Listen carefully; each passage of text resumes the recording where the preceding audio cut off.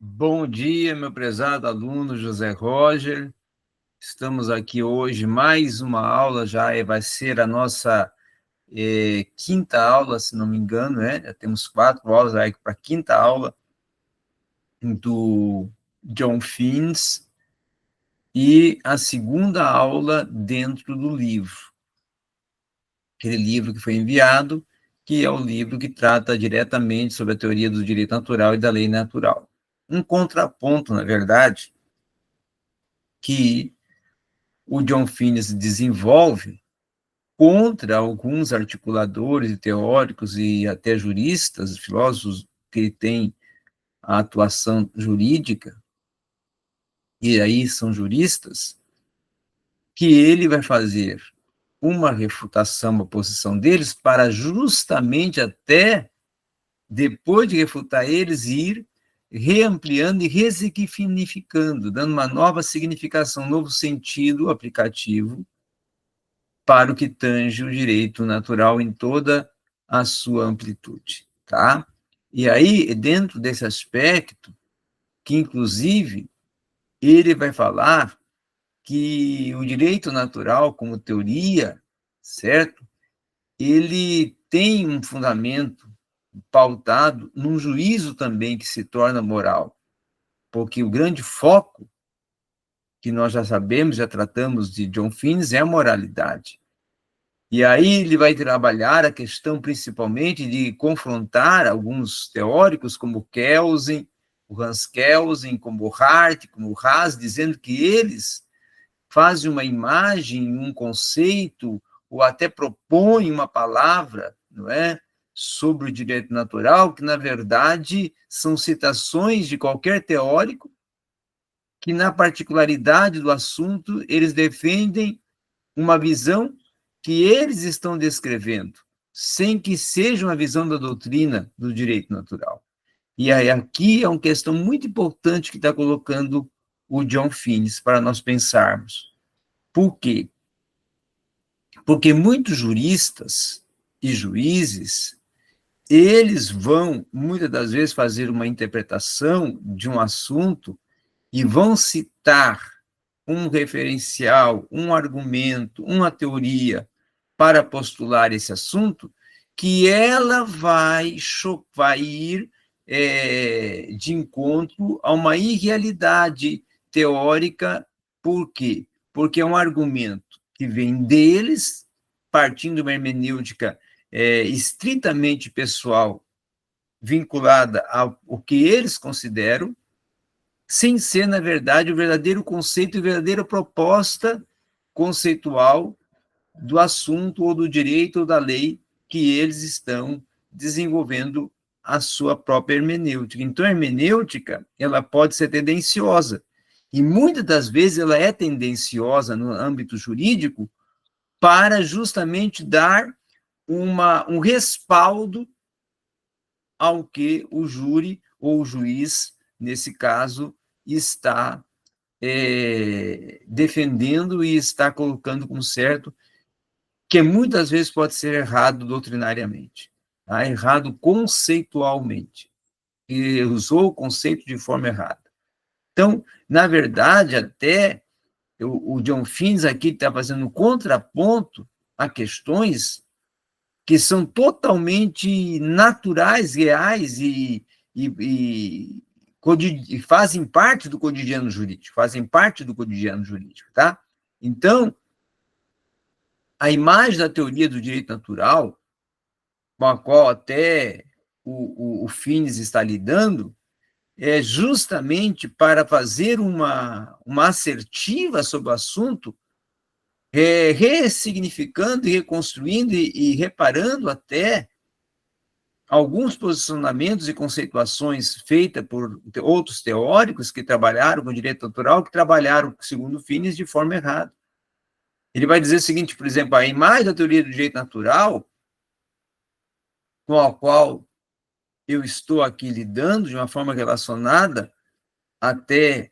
ao pensamento de outros, se torna um ponto cardeal da doutrina histórica do direito natural. Por que um ponto cardeal? Porque o direito natural ele, por vezes, em alguns aspectos, ele foi incompreendido, segundo John Finnes. E aí ele foi incompreendido porque ele parte para um princípio no direito positivista, enquanto ele não é um direito positivista. Então,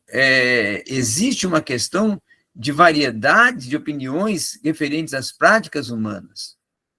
E é em cima dessas práticas humanas, da essencialidade do ser, da praticidade da vida, de como é que surge alguns hábitos, algumas manifestações, alguns sentimentos que são os pivôs, né? São os elementos propulsores das injustiças e dos problemas de ordem de transgressão de lei, de burlar uma lei, de corrupção de lei, de manipulação de normas e leis, de proposições que são colocadas para defender o errado, não é? E aí é em cima disto que ele vai procurar também colocar as questões éticas, e aí ele ressalta muito a metafísica e a lógica de Tomás de Aquino, e aí ele vai priorizar, tratar com Tomás de Aquino até para poder elencar questões da moral, da ética, do comportamento, da manifestação do ser, né? Para colocar ali questões que são mais voltadas até ao próprio sentido do ser,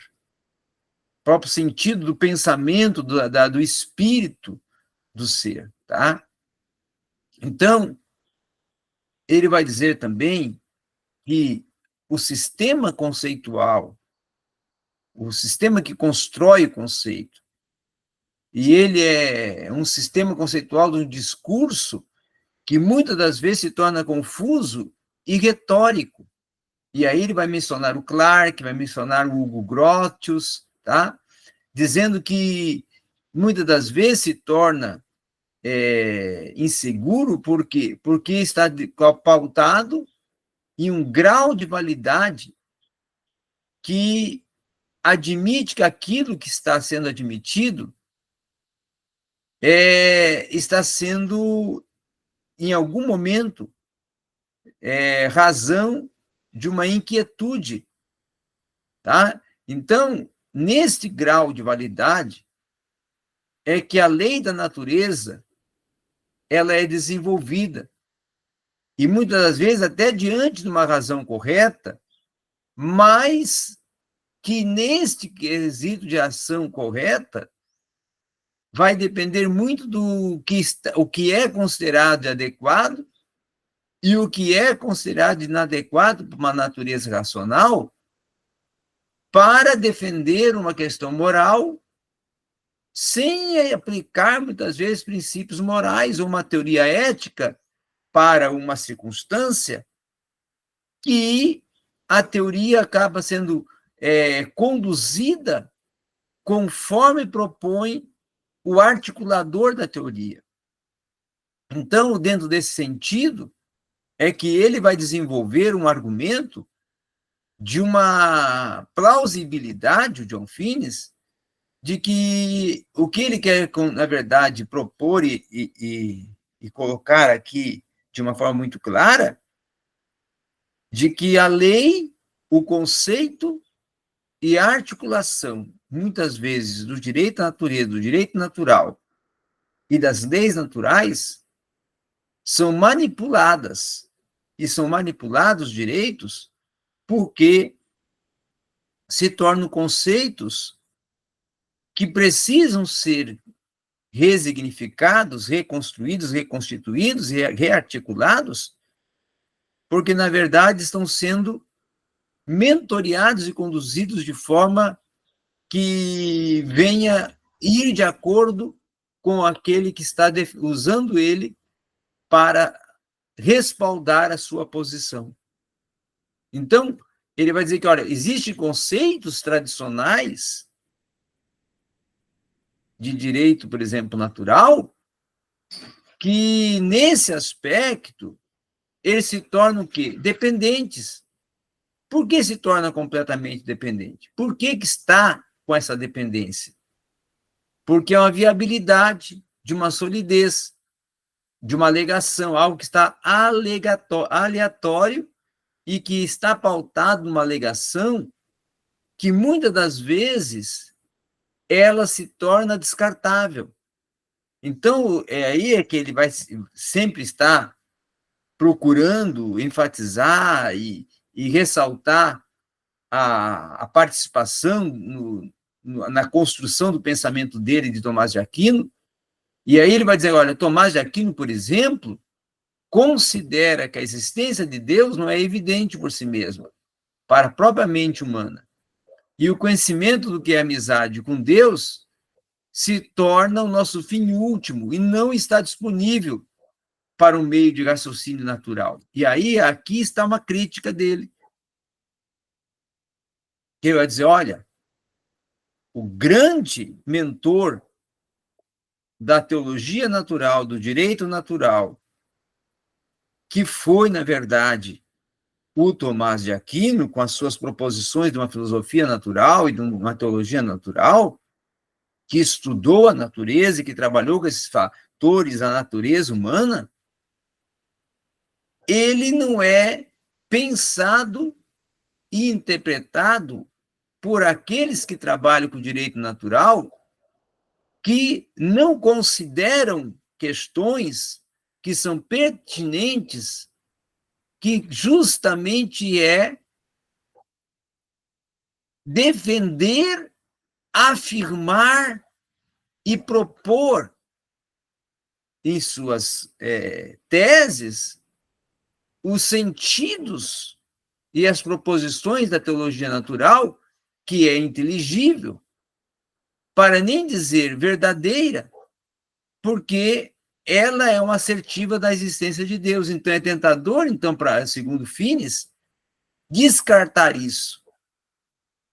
E eles acabam descartando para tornar o direito ou o conceito totalmente abstraído de qualquer que seja a tendência extra normatividade, lei e razão e justiça. Então, eles não querem incluir, segundo Finis, a articulação da teologia e colocar a teologia natural dentro desse contexto do direito natural, porque eles consideram que aí vai estar descentralizando o sentido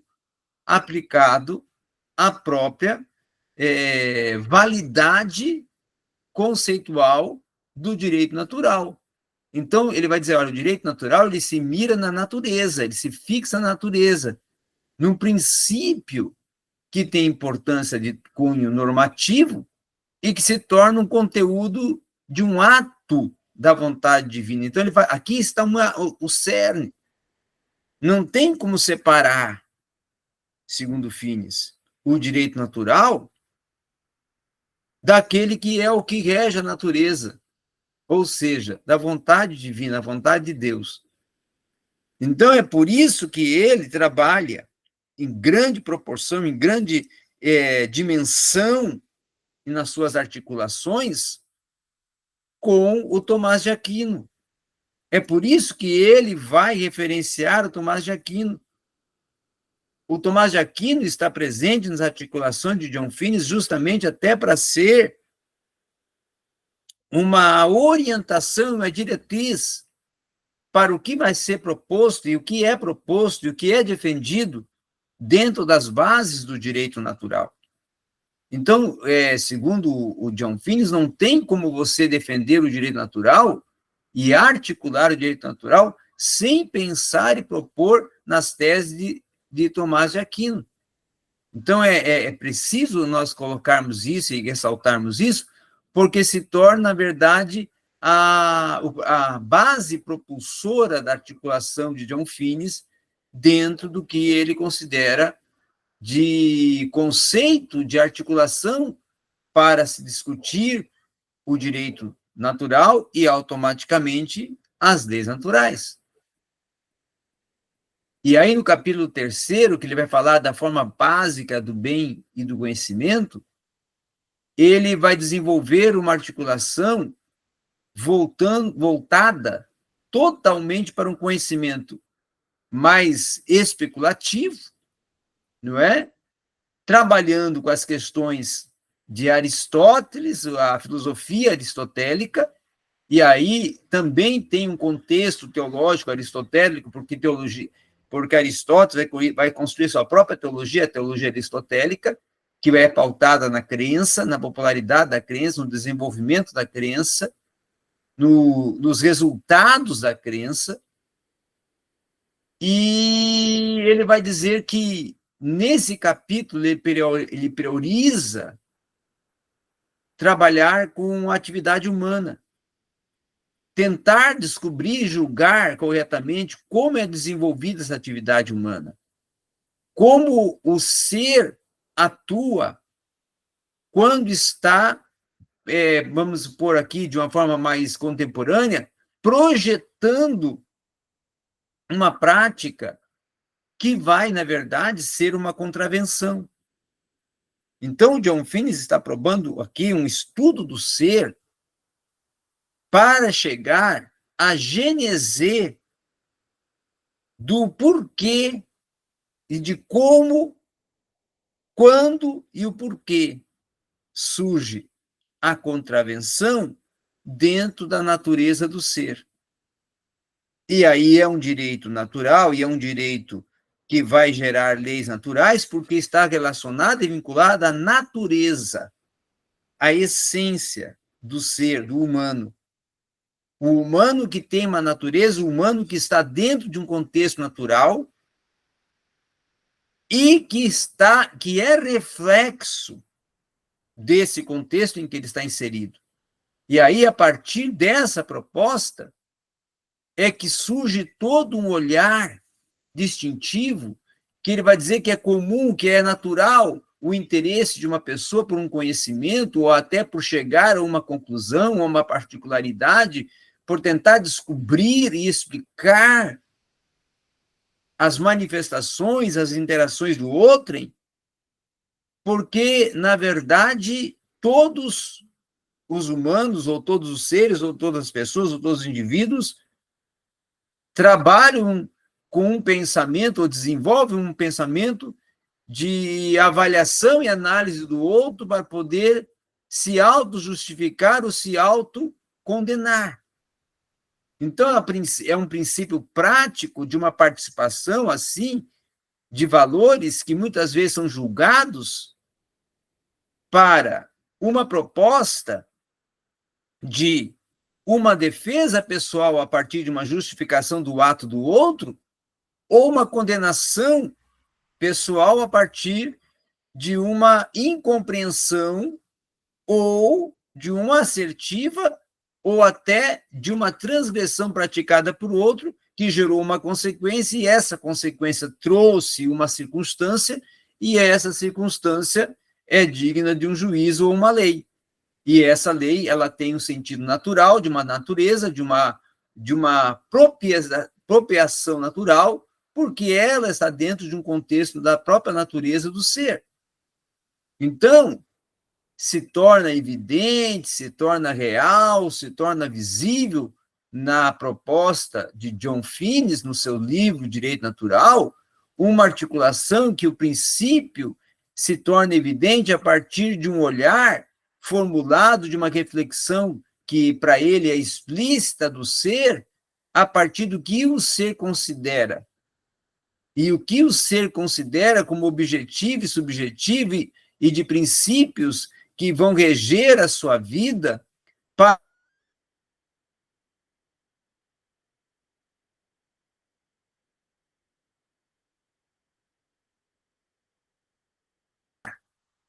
E aí ele vai trabalhar também nesse livro a questão dos valores básicos. O que são os valores básicos? Quais são os valores que regem de uma forma básica, de uma forma assertiva, o pensamento, a reação, o comportamento, a reflexão, a atitude do ser? Como o ser é construído no seu aspecto de categorização, no seu aspecto de validade, no seu aspecto de retórica, de discurso, de diálogo, de posição e posição, de diversidade de formas, diversidade de bases, diversidade até de experiências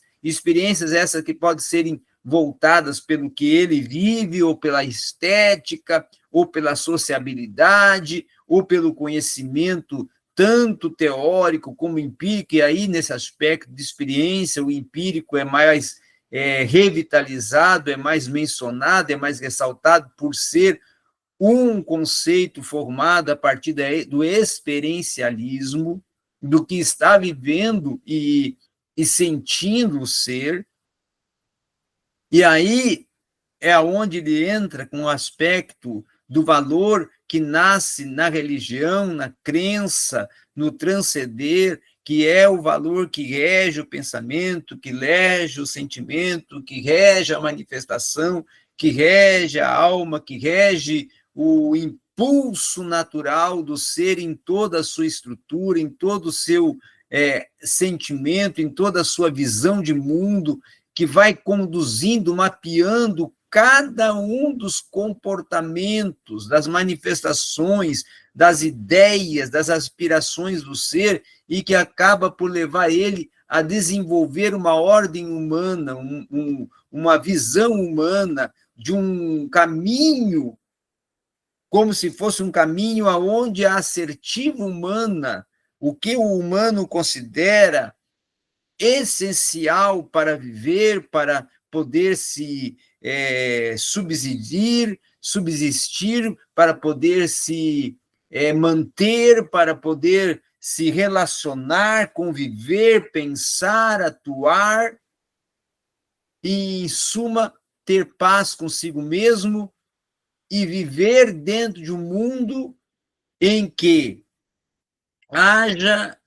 um equilíbrio que para ele é um equilíbrio natural, que parte do espiritual, porque está assegurado e sustentado nos valores que regem essa paz, essa harmonia e esse equilíbrio para a própria natureza e para a própria essência dele, da própria natureza que ele está instalado, que é o espaço físico, aonde tudo acontece, inclusive as manifestações e aspirações pessoais dos seus sentimentos. Então, é dentro dessa visão, dentro dessa proposta, dentro desse articular,